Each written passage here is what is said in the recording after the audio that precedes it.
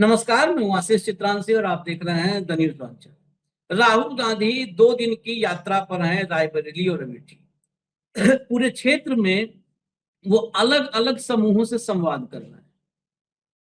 वो ग्रामीणों से, किसानों से, उनसे अलग संवाद कर रहे हैं, कार्यकर्ताओं से अलग संवाद कर रहे हैं, महिलाओं से अलग संवाद कर रहे हैं। इस भयंकर गर्मी में 3 घंटे में राहुल गांधी ने 3 जनसभाएं की।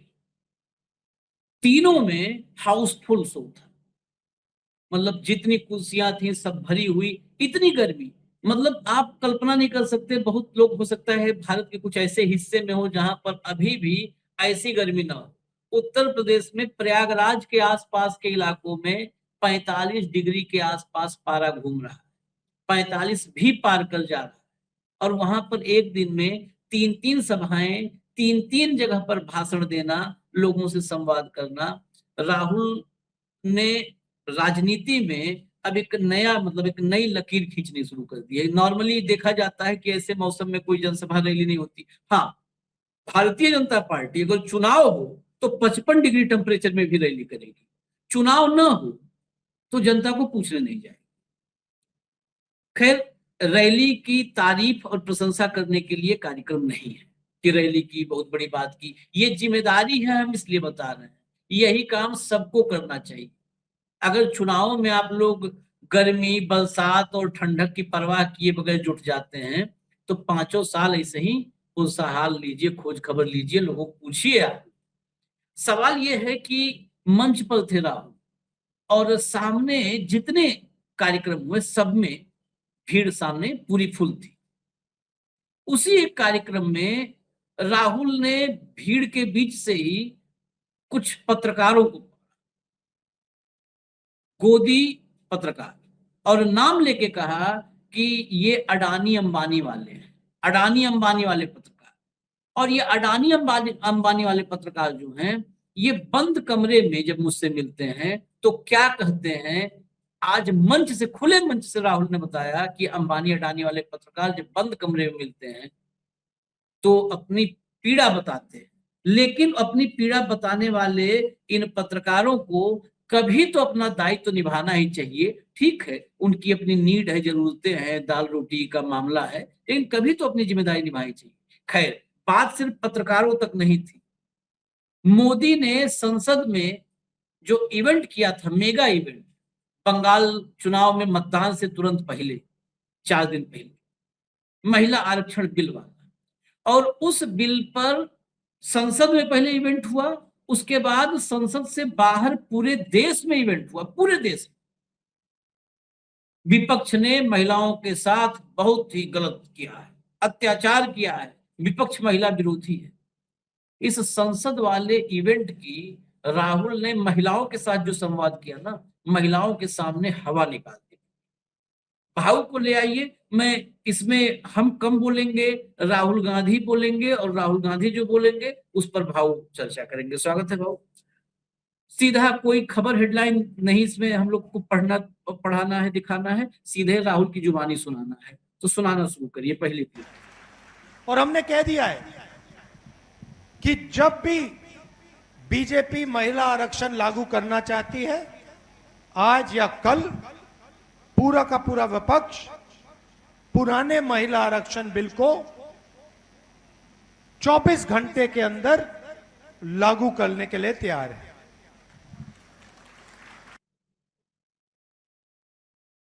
24 घंटे में लागू करने के लिए तैयार है, यही तो इवेंट था। अब अगली क्लिप सुनिए, अगली क्लिप। अब इनका लक्ष्य था और लक्ष्य है कि ये जो कंस्टिट्यूएंसीज हैं इनको बदल दें, मतलब इनका ढांचा ही बदल दे। जैसे असम में इन्होंने क्या किया, एक कंस्टिट्यूएंसी को अलग अलग हिस्सों में बांट दिया। जहां पे कांग्रेस पार्टी के वोटर हैं उनको फैला दिया, जहां हमारे वोटर नहीं है, जहां बीजेपी के वोटर हैं उनको सबको जोड़ दिया। और ये काम ये पूरे हिंदुस्तान में करना चाहते थे।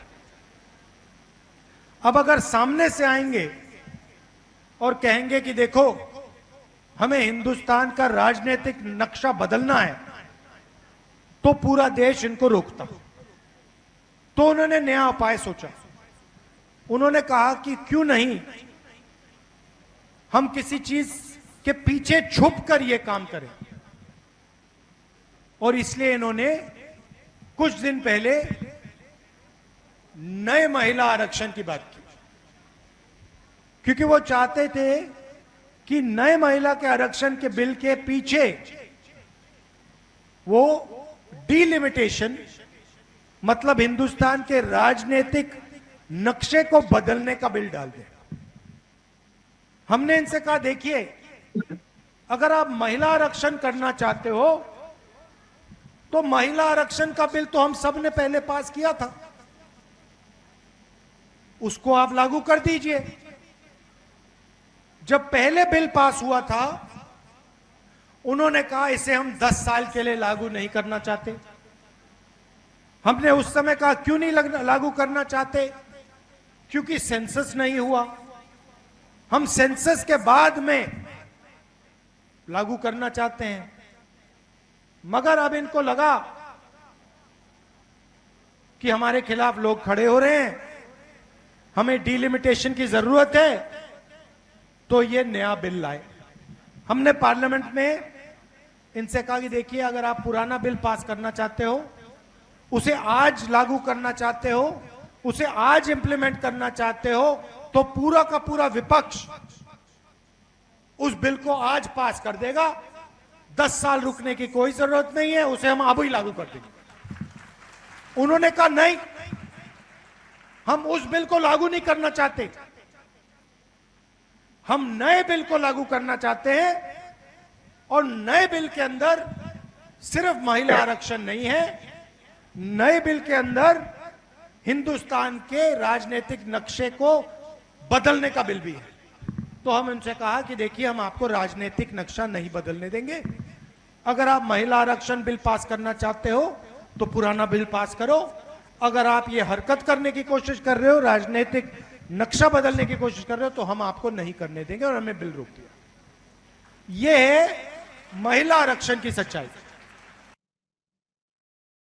सामने जब ये सच्चाई खुली तो महिलाएं आपको ताली बजाते हुए भी दिखी। आगे एक क्लिप और चलाइए, तब चलें भाव के पास, क्योंकि कई सारी क्लिप्स हैं, तो एक एक हिस्से में चलेंगे। नोटबंदी से पहले नरेंद्र मोदी ने आपसे कहा कि हम काले धन को मिटाएंगे। उन्होंने नोटबंदी की। मैं आपसे पूछना चाहता हूं, काला धन मिट गया क्या? नहीं मिटाना। तो नोटबंदी क्यों की गई, मैं आपको बताना चाहता हूं। आप अपने घरों में पैसा बचा के रखती थी, उस पैसे को आपसे छीनने के लिए, आपके हाथों से निकालने के लिए नोटबंदी की गई थी। तो इनकी पूरी राजनीति गरीबों से पैसे छीनने की थी। प्राइवेटाइजेशन हुआ, उसमें आपको नौकरी, पहले आपको पब्लिक सेक्टर में नौकरी मिलती थी, उसमें आरक्षण था। सारे के सारे public sector unit Narendra Modi ने प्राइवेट लोगों को बेच दिए। प्राइवेट सेक्टर में आपको नौकरी नहीं मिलती। तो जो भी काम इन्होंने किया, गरीबों से पैसे छीनने का काम किया, अदानी और अंबानी के लिए किया, और अंबानी अदानी को मजबूत करने के लिए किया। चलिए, अब ये पहला पार्ट 3 का इसलिए क्योंकि ये तीनों महिलाओं पर था कि महिलाओं आपके बचत के पैसे छीने नोटबंदी से, आपका आरक्षण बिल पास होने के बाद भी आरक्षण छीना, और फिर आप ही के पीछे हट छिप करके ये बहुत बड़ा खेल खेलने वाले थे। भाऊ, ये पब्लिक के बीच, क्योंकि बीजेपी, हम लोगों ने चर्चा में भी कहा था कि विपक्ष अपनी बात रखता ही नहीं है। ये सब मतलब कर रहे थे, कितना बड़ा मक्कारी कर रहे थे देश के साथ, लेकिन पूरे देश में घूम घूम के कह रहे थे कि विपक्ष महिला विरोधी है। कम से कम शुरुआत तो राहुल गांधी ने की बताने की कि खेल असली क्या, जनता को तो समझाना पड़ेगा ना। देखिए, जब उनके पास बहुमत नहीं था, 2/3 बहुमत नहीं था, उसके बावजूद भी ये बिल इसीलिए लाया गया ये विपक्ष को बदनाम करना चाहते थे कि ये महिलाओं को आरक्षण नहीं देना चाहते। महिला आरक्षण बिल 2023 में पास हुआ, वो भी आनन फानन पास हुआ। उसको स्पेशल सेशन बुला के पास करने की जरूरत क्या थी, इसके बारे में कुछ बोल नहीं सकते। कोई बिल आप लाओगे तो उसको लागू करोगे। आप ऐसा बिल लेके आए कि किसको लागू कब करेंगे ये कोई किसी को पता नहीं था, क्योंकि वो जो बिल लाया गया था, मैं जरा वो 1 मिनट लूंगा उस बिल पे। वो जो बिल लाया गया था उसमें ये कहा गया था कि पहले देश में जनगणना होगी, जनगणना के बाद परिसीमन होगा और परिसीमन के बाद ये लागू होगा। ये बिल था ओरिजिनल। अब भाई जनगणना कब होगी, जातिगत जनगणना होनी नहीं होनी इसी पे लड़ रहे थे। फिर उन्होंने कहा चलो जातिगत जनगणना करते हैं। फिर जनगणना की तारीख घोषित हो गई कि 1 अप्रैल 2026 से हम जनगणना शुरू कर देंगे। फिर जनगणना का काम शुरू हुआ, जनगणना के लिए फंड अलॉट हुआ बजट में। तो जनगणना 1 अप्रैल 2026 में की और जनगणना डिजिटल फॉर्मेट में भी हो रही थी, तो इसका आकलन बहुत जल्दी होता। तो 2026 से 27, 27 से 28, 2 साल में जनगणना पूरी हो जाती, उसके आंकड़े आते, फिर आप डिलिमिटेशन करते और 2029 के चुनाव में आप महिलाओं को आरक्षण देते। ये मामला तय था। एकाएक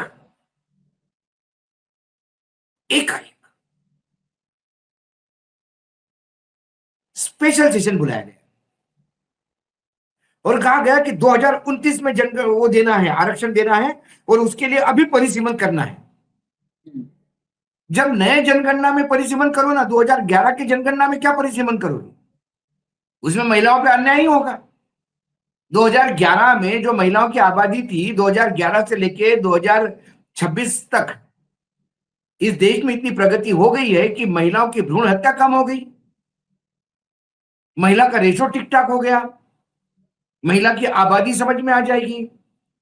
2011 से 26 तक इतनी आबादी बढ़ गई है, उस आबादी के लिए क्या करेंगे? तो विपक्ष कह रहा था बिल्कुल करिए, और यदि आपको देना ही है आरक्षण तो आप अभी दे दीजिए। हाँ, ये 5 राज्यों के चुनाव के बाद जो भी चुनाव होंगे इस देश में, हाँ, 33% महिलाओं को आरक्षण इसी में दे दीजिए। और यही आंकड़े बस जो विधानसभा में है वो, लेकिन बीजेपी ये जीवन में नहीं करेगी, क्योंकि बीजेपी को मालूम है जितने 230 लोकसभा सदस्य है, 230 में से कोई भी लोकसभा सदस्य अपनी सीट महिलाओं के लिए छोड़ने को तैयार नहीं। वो कहते हैं हमारी सीटें बरकरार रहे, महिलाओं के लिए एक्स्ट्रा सीट आ जाए। तो एक्स्ट्रा सीट कब आएगी? जब नई जनगणना होगी। और ये डिलिमिटेशन पे क्यों अड़े हुए थे, उसका भी खासियत, इन्होंने डिलिमिटेशन का प्रयोग आसाम में करके देखा, जहां मुसलमान बहुल या मुस्लिम बहुल विधानसभाएं थी, उसको ऐसा तोड़ मरोड़ करके कर दिया कि वो आधी रह गई, छिन्न भिन्न कर दिया पूरा। यूपी में ऐसा डिलिमिटेशन करना कि यादवों की सीटें जितनी है वो आधी रह जाएगी, मुसलमानों की सीटें आधी रह जाएगी। और छिन्न भिन्न कैसा होता है ये मैंने उदाहरण मेरे जिले से दिया। मेरा बचपन जिस गांव में गया, आरणी, वो यवतमाल जिले के बीच में है। जब पुराना परिसीमन हुआ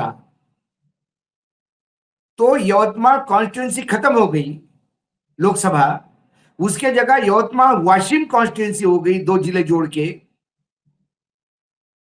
और क्योंकि एक कॉन्स्टिट्यूंसी में ज्यादा तहसील हो गई थी, ज्यादा विधानसभा सीट्स हो गई थी, तो हमारी आरणी उठा के चंद्रपुर में दे दी, जो चंद्रपुर 400 किलोमीटर दूर है आरणी से। चंद्रपुर के सांसद को यवतमाल आने के लिए 2 जिले क्रॉस करने पड़ते हैं, नागपुर और वर्धा। तो यूपी वालों को मैं बता दूं कि लखनऊ के बीच का यदि कोई मुस्लिम कॉन्स्टिट्यूंसी होगी, वो उठा के ये फरीदाबाद में जोड़ देंगे। ये कर सकते हैं, कुछ भी कर सकते हैं। फिर भी चलो ठीक है, परिसीमन करे, कोर्ट में जाए लोग, और ऐसा आड़ा तिरछा परिसीमन करोगे तो लोकसभा पास नहीं करेगी उसको। हाँ, तो इन्होंने उसी परिसीमन में एक और भी क्लॉज दिया कि एक परिसीमन कमीशन बनेगा, एक नया ज्ञानेश कुमार वहां रखा जाएगा, और वो जो परिसीमन करेगा वो फाइनल होगा, वो लोकसभा में भी नहीं आएगा और राज्यसभा में भी नहीं आएगा। वो भी अधिकार लोकसभा राज्यसभा से छीन रहे थे, तो ये डकैती कर रहे थे, डकैती। कोर्ट में ये भी तो नहीं जाएगा। ये विपक्ष को समझ में आ गया। और ये इतने नालायक लोग हैं कि जो 2023 में पास हुआ महिला आरक्षण बिल, उसका नोटिफिकेशन 2026 में किया इन्होंने। 17 तारीख को वोटिंग थी इस बिल पे, 16 तारीख को उन्होंने 16 अप्रैल को इन्होंने नोटिफिकेशन किया। तो तुम्हारी नियत नहीं थी महिलाओं को आरक्षण देने की, नहीं तो 2023 में ही इसका नोटिफिकेशन करते। क्यों नहीं किया? जब बिल पास हो गया, राष्ट्रपति ने साइन नहीं क्यों की? मुर्मू जी के पेन में इंक भरने के लिए क्या चांद पे गया था कि आदमी चांद से इंक ला रहा है? भैया वो अभी आएगा 2-3 साल में, तब डलेगी इंक इसमें। इनकी नियत नहीं महिलाओं को आरक्षण देने की, और महिलाओं को दे भी देगी तो बढ़ी हुई सीटों में देंगे, अपने सीटों में तो महिलाओं को घुसने नहीं देंगे। इतने घोर ये महिला विरोधी है। ये मनुस्मृति के पूजक है जहां महिलाओं की कोई इज्जत नहीं। तो इनसे अपेक्षा क्या करनी है? लेकिन यहां तो कुछ भी है। यहां जो आदमी चोरी करके भागता है वही जोर जोर से चिल्लाता है, चोर चोर चोर।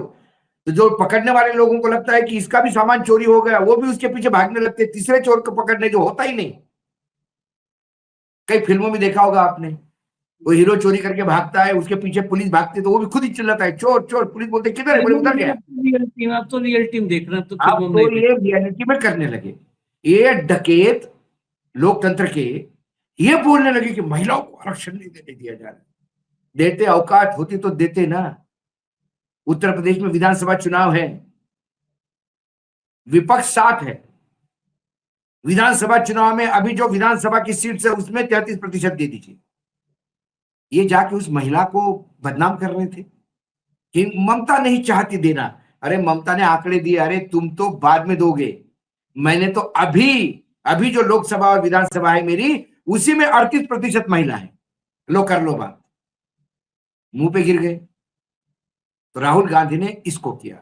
दूसरी बात, इकोनॉमिक्स का स्टूडेंट हूं, हम हमेशा कहते हैं कि हमारे देश में एक अलग बैंकिंग सिस्टम चलता है जो कहीं नोटिफाइड नहीं है, उसको कोई आरबीआई का कानून रूल नहीं करता, लेकिन वो मोस्ट ईमानदार बैंकिंग सिस्टम है। वो बैंकिंग सिस्टम है हमारी घर की महिला का। जब भी पुरुष खर्चे के लिए पैसा देती है, महिला उसको बचा के रखती है, और वो बचा के पैसा ऐसा रखती है, और जब घर में कोई क्राइसिस आते हैं तो महिला धीरे से वो पैसा निकालती है।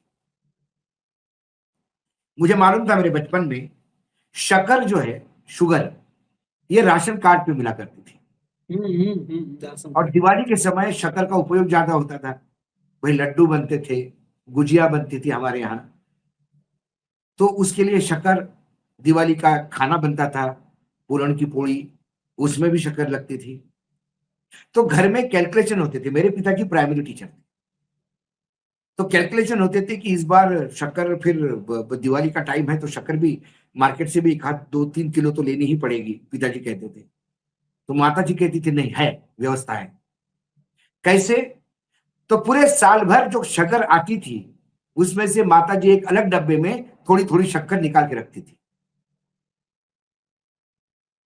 वो 3-4 किलो साल में इकट्ठा होती थी।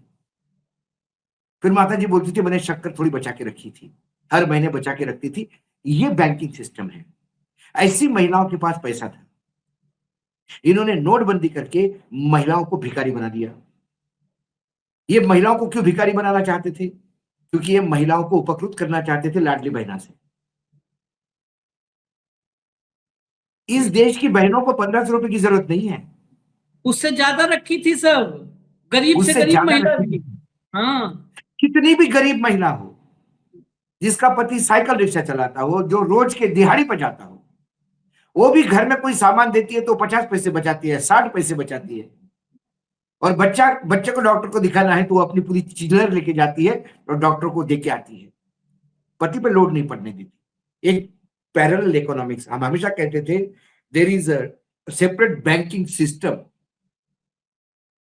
हमारे घर का भारतीय जो भारतीय परिवार है, हमारे यहाँ हमारे परिवार में एक अलग बैंकिंग सिस्टम चलता है जो किसी आरबीआई, किसी कानून का मोहताज नहीं, और बहुत ईमानदारी से होता है। वहां जो पैसा डिपॉजिट करता है उसको पता ही नहीं कि उसका पैसा डिपॉजिट हो रहा है, पति को पता ही नहीं कि उसका पैसा जमा हो रहा है। लेकिन जब पति लोन लेने की बात करता है तो ये बैंक कहता है कि ये ले लो पैसा, तेरा तुझको अर्पण। उस पूरे बैंकिंग सिस्टम को जो सदियों से चल रहा है, सदियों से, उसको ध्वस्त कर दिया।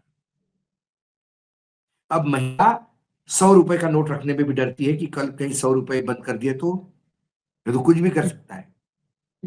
महिलाओं को भिखारी कह दिया, और ये इन्होंने सिस्टमैटिकली किया। क्योंकि आज भी मैं भारतीय जनता पार्टी के तमाम प्रवक्ताओं को और तमाम इकोनॉमिस्ट को जो बीजेपी के झंडा लेके घूम रहे हैं, सिर्फ मुझे बता दे कि क्या बेनिफिट हुआ नोटबंदी से। कोई नहीं, कुछ नहीं बता पाएंगे। कैशलेस ट्रांजैक्शन बढ़ गया, ब्लैक मनी ढेले भर का नहीं आया, आतंक कम हुआ, उसके बाद आतंकी हमले बढ़े। क्या कम हुआ? कुछ भी नहीं। ब्लैक मनी को फाइट किया लोगों ने। वही बेसिकली उसके बाद एक काम हुआ है, बीजेपी के जिले दफ्तर बने उसी के बाद। जिसको थोड़ा भी आता है कंप्यूटर चलाना, जरा गूगल को पूछिए, चैट जीपीटी को पूछिए, नोटबंदी क्या होती है। डीमोनेटाइजेशन का या नोटबंदी का मतलब है बड़ी करेंसी नोट खत्म करना और पूरी अर्थव्यवस्था छोटे नोटों के भरोसे चलाना। उसको बोलते हैं नोटबंदी या डीमोनेटाइजेशन। लेकिन बड़ी नोट बंद करके उससे भी बड़ी नोट लेके आना, उसको कहते हैं गोरख धंधा। गोरख धंधा था। उसके बाद खाली एक के उपलब्धि है, जिले में भाजपा के 500,000 के नोट बंद किए और 2000 के नोट लेके आए। 5 स्टार दफ्तर जितने भी शहर में है आप देखिएगा, उसके बाद ही बनना शुरू हुए। जरा अगली बाइट लाइए, अगली बाइट लाइए, पढ़ाइए रफ्तार। चोरी का मुद्दा तो आपने सुना होगा कि हरियाणा में, मध्य प्रदेश में, महाराष्ट्र में और अब असम और बंगाल में बीजेपी वोट चोरी करती है। ईवीएम के माध्यम से होता है, वोट बढ़ाने और काटने से होता है। जब हमने वोट चोरी पकड़ी इनकी, सबसे पहले हमने कर्नाटक में पकड़ी, उसके बाद हमने हरियाणा में पकड़ी। जैसे ही हमने इनकी वोट चोरी पकड़ी, इन्होंने एसआईआर काम शुरू कर दिया। एसआईआर का मतलब इलेक्शन कमीशन ने ही वोट चोरी का काम शुरू कर दिया। पहले बीजेपी के लोग करते थे, इलेक्शन कमीशन के माध्यम से करते थे। जैसे हमने वोट चोरी पकड़ी हरियाणा में, महाराष्ट्र में, इलेक्शन कमीशन ने ऑफिशियली वोट चोरी का काम शुरू कर दिया। चलिए अगली बाइट, अगली। और बहनों, बीजेपी के कार्यकर्ता आपके सामने आए तो उनसे कहना, नरेंद्र मोदी ने हिंदुस्तान के साथ, हिंदुस्तान को बेचा, यूएस डील की, हिंदुस्तान का डेटा बेचा, एनर्जी सिक्योरिटी बेची, कृषि का सेक्टर खोला, 9-9.5 लाख करोड़ रुपए अमेरिका के प्रोडक्ट खरीदने का वायदा दिया। क्यों? अपने आप को अदानी केस से बचाने के लिए और अपने आप को एप्स्टीन फाइल से बचाने के लिए। ये आप किसी भी बीजेपी कार्यकर्ता के सामने बोलो, देखो चुप होकर बैठ जाएगा। चलिए आगे चलिए, ये आज बढ़िया बढ़िया गुरु मंत्र दे रहा है, आगे चलिए। और ये मीडिया वाले जो हैं, इनको मैं मीडिया वाले कहता हूं, बट ये है अदानी वाले, अंबानी वाले। ये उल्टा सीधा सवाल पूछते हैं बीच में और फिर मुझे कहते, बंद कमरे में मुझे कहते, भैया देखिए हम तो कुछ नहीं कर सकते, हमें अपने बच्चों को खाना खिलाना है, हमें सैलरी की जरूरत है, इसलिए हम बोलते हैं। थोड़ा अपना भी काम कर ले भाई, अपना जर्नलिस्ट है, अपना थोड़ा काम कर ले। थोड़ी सी शर्म रखो, जनता की रक्षा करो, अदानी की बात उठाओ। आपने भैया कभी मीडिया में देखा है कि किसान भूखा मर रहा है? कभी देखा है कि बेरोजगारी बढ़ती जा रही है? कभी देखा है कि भैया किसान के पास मतलब खाने को पैसा नहीं है? नहीं, कभी नहीं दिखेगा। मगर आपको अदानी जी अंबानी जी की शादी दिखा देंगे, डांस गाना दिखेगा उसमें। 24 घंटा क्रिकेट की बात होगी, उसमें आपको अमिताभ बच्चन का डांस भी दिखा देंगे, मगर जो आपके मुद्दे वो कभी नहीं दिखाएंगे और फिर उल्टे सीधे सवाल पूछेंगे। यही सबसे महत्वपूर्ण था मुझे। बाकी चीजें तो मान लिया रिपीट होने वाली। पत्रकार के रूप में किसी भी कोई नेता अगर पत्रकारिता पर सवाल उठाए ना, तो पत्रकार के रूप में बुरा लगता है और लगना भी चाहिए। लेकिन जब हमारे पाप इतने बढ़ चुके हों कि अब हम ही गुहार लगा रहे हो कि उठाओ सुदर्शन चक्र और करो संहार, तो काहे न कोई अगला बोलेगा। नरेंद्र मोदी से कोई इस देश में इकलौता पत्रकार नहीं है कि सवाल कर ले जाकर के। और किसी टीवी चैनल पर, इस देश में तो हर टीवी चैनल पर एक डिबेट रोज होनी चाहिए भाऊ, कि देश का प्रधानमंत्री मीडिया के सामने क्यों नहीं आता है, क्यों प्रेस कॉन्फ्रेंस नहीं करता। लेकिन वो नहीं, राहुल गांधी से मुंह में माइक लगा करके क्या पूछेंगे जिसको शाम में प्राइम टाइम में गरिया सके राहुल। नहीं बोला ना, एक कुपड़ जिसके दिमाग में गोबर भरा हो, वो आदमी कहता है कि 22 साल में 60 करोड़ रुपए खर्चा किए राहुल गांधी ने विदेश यात्रा पे, संबित पात्रा ने। किसी ने पूछा नहीं, संबित पात्रा जरा डिटेल दे दो 60 करोड़ की, जबान में हड्डी नहीं तो कुछ भी बोलोगे नहीं, हम बिल्कुल छापेंगे, 60 करोड़ की डिटेल दे दो। हम तो दे रहे डिटेल आपको कि प्रधानमंत्री 12 घंटे रुके, 12 घंटे में 13-15 करोड़ रुपए कैसा खर्चा हुआ, हम डिटेल दे रहे हैं ना। इतने होटल पे, इतने लोकल ट्रैवल पे, इतने चाय पानी पे हम दे रहे हैं ना, आप भी दे दो जरा। नहीं, एक एवरेज निकालते हैं। गजब।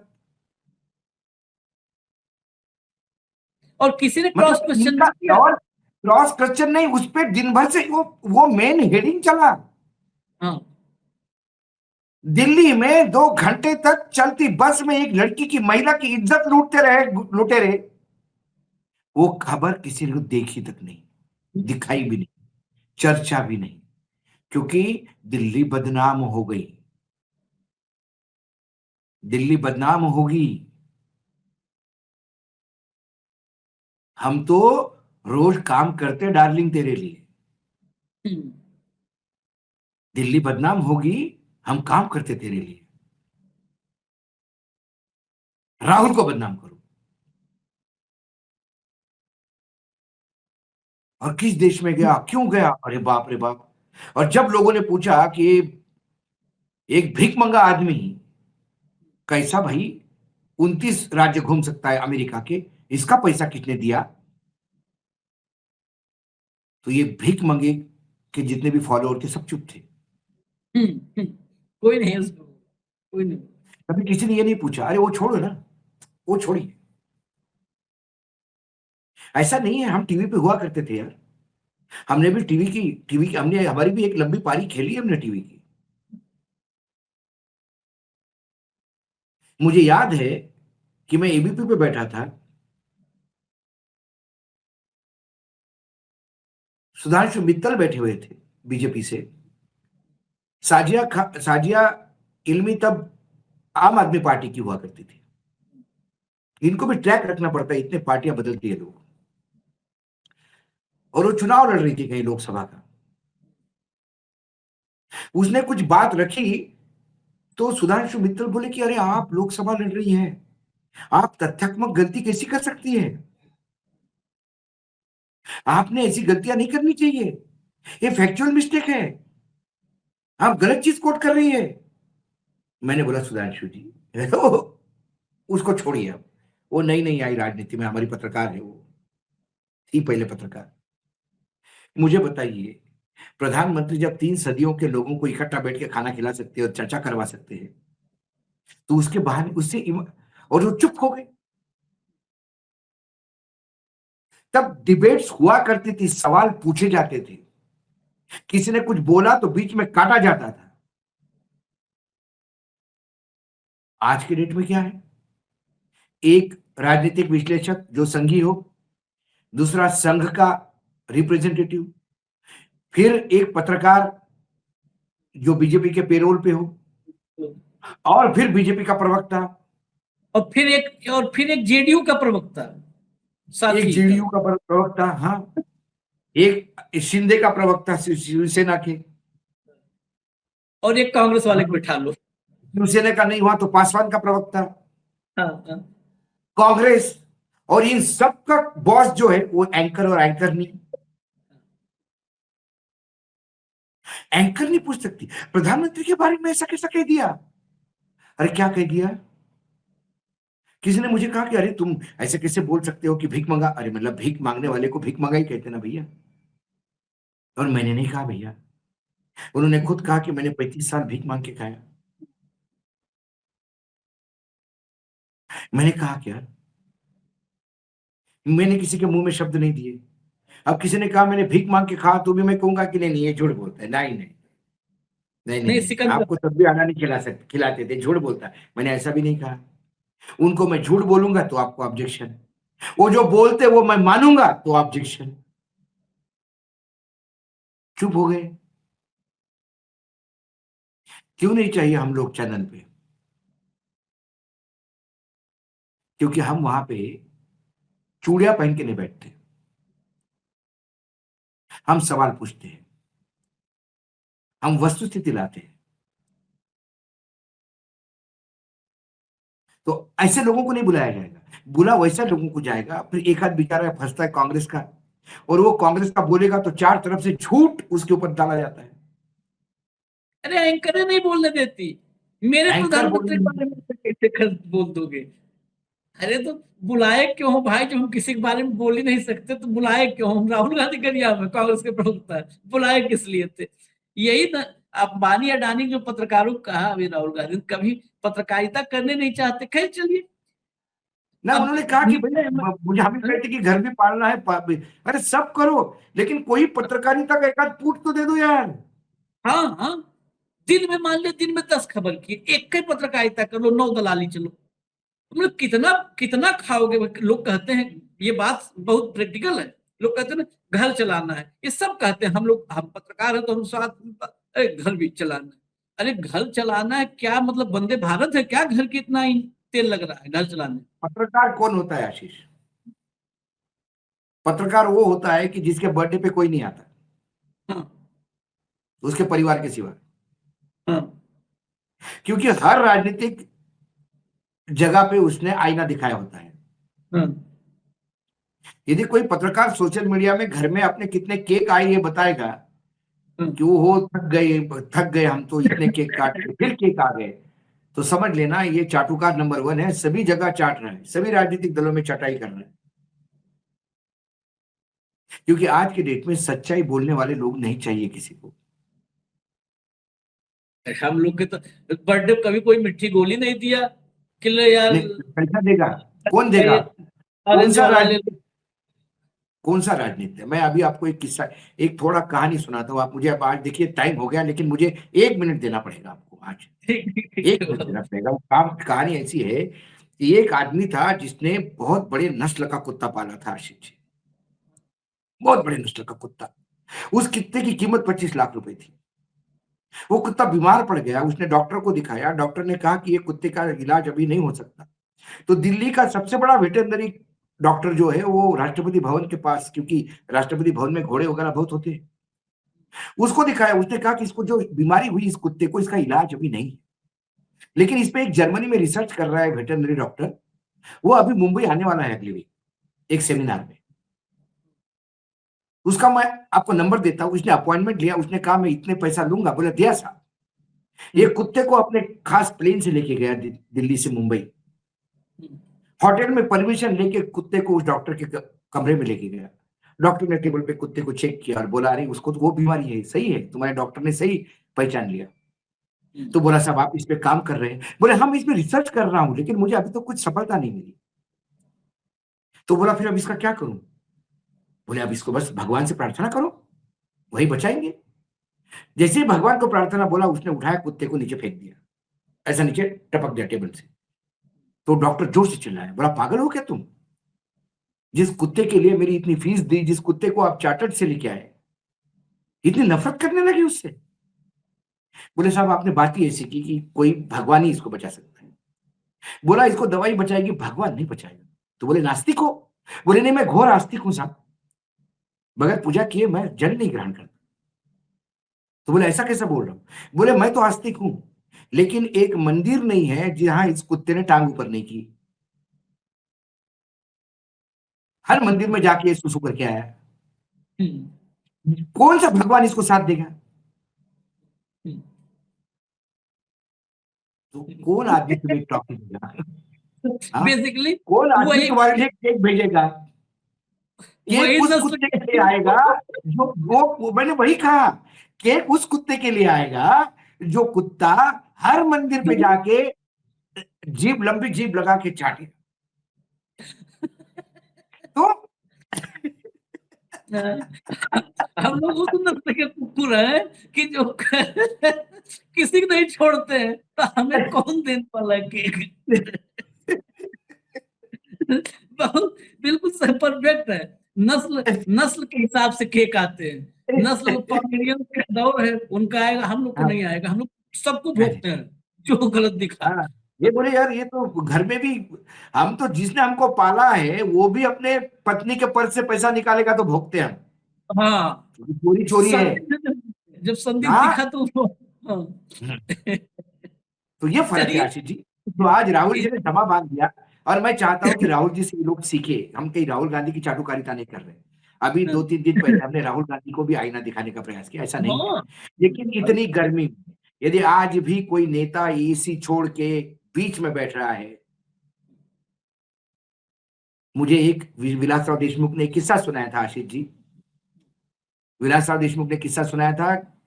विलासराव देशमुख के साथ उनके 2-3 समर्थक थे और एक सभा में जा रहे थे। सभा थी दोपहर को 11 बजे, ये 2, ढाई, 3 बजे पहुंचे। गर्मी बाप बाप कर रही थी। ये जब पहुंचे वहां पे, तो विलासराव को एक समझ में आ गया कि जहां गाड़ी के एसी फेल हो रहे हैं और लोग हजारों के तादाद में इस धूप में बैठे, तो आज इन लोगों को फेस कैसा करेंगे। तो विलासराव स्टेज पे गए। स्टेज पे जाते से उन्होंने पहला आवाज, और स्टेज के ऊपर जो कनपी बने रहते ना, उन्होंने कहा कौन है टेंट वाला इधर? वो बोला मैं भाषण नहीं करूंगा, पहले हटाओ ये छत में से, मेरे सर से उठाओ इसको। जब मेरे अपने भाई धूप में बैठे हैं, मुझे कोई अधिकार नहीं यहां छाव में खड़ा होकर भाषण देने का। मैं आपके साथ धूप में खड़ा हूंगा। विलासराव आधा घंटा बोले धूप में खड़ा होकर, लेकिन हजारों के तादाद की जो भीड़ थी उसने एक आवाज नहीं निकाला, क्योंकि उनको भी लगा लेट हो गया, लेकिन हमारी जो गर्मी हम सहन कर रहे हैं इसका एहसास मेरे नेता को है। आज वही दृश्य है। आज आशीष जी ऑफिस में तुम्हारी और मेरी स्थिति में, मैं बता रहा हूं, मुझे कोई शर्म नहीं कहने में। यदि ऑफिस में कह दिया कि साहब लाइट बार बार जा रही, तो हिम्मत नहीं होती ऑफिस जाके काम करने की, क्योंकि बिना पंखे के, बिना एसी के कैसे काम करेंगे।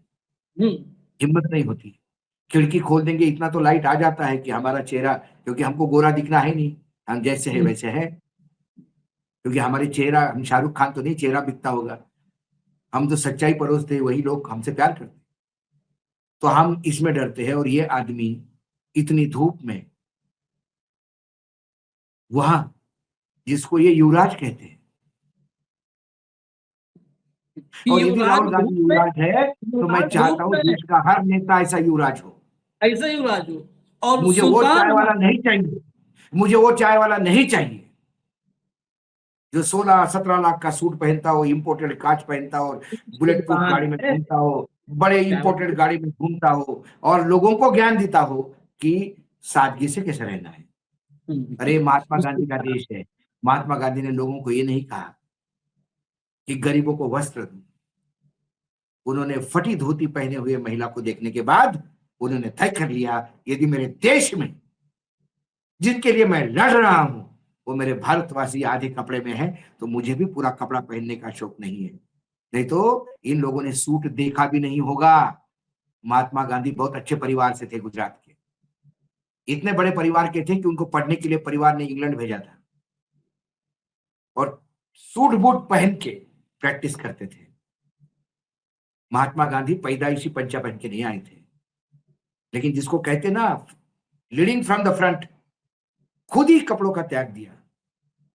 ये मैं नहीं, ठंड हो या गर्मी, जब तक मेरे देश को कपड़ा नहीं मिलता पूरे पहनने को, तब तक मैं ऐसा रहूंगा। और ये अधनंगा फकीर जहां अस्त नहीं हो रहा था सूरज का, उस साम्राज्य को उसने ढा दिया। इस देश की ताकत है। तो नेता ऐसा चाहिए जो आपके साथ आपके विपरीत परिस्थिति में आके लड़े, ना कि ट्विटर पे एसी में बैठ के 4 ट्वीट कर दिए और अपना दायित्व पूरा कर लिया। ये बाकी कांग्रेसियों को भी सोचने लायक है। ये बाकी कांग्रेसी भी जिनकी बहुत चर्बी चढ़ गई है, बहुत सत्ता में रह के, और जो पूछते हैं कि बहुत गर्मी है, क्या आऊं, क्या नहीं आऊं, क्या सुल्तान को छोड़ करके विदेश में घूम रहे, उनको छोड़ करके सबके लिए सबक है। बाकी उनके लिए कोई सबक देने लायक हम लोग हैं ही नहीं कि उनको सबक दें। इजाजत वो हम बायोलॉजिकल लोगों के लिए बात करते हैं। इजाजत मेरी और आशीष की औकात नहीं है कि हम नॉन बायोलॉजिकल के लिए बात करें। नमस्कार।